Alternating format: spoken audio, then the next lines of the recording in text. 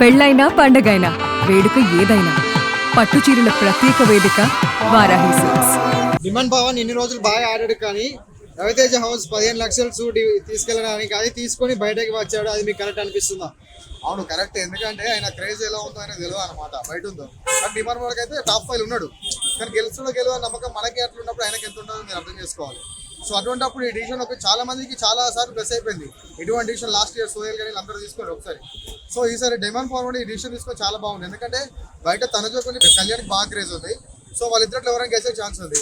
So demand Pawan చేసే పని అయితే చాలా 100% కరెక్ట్.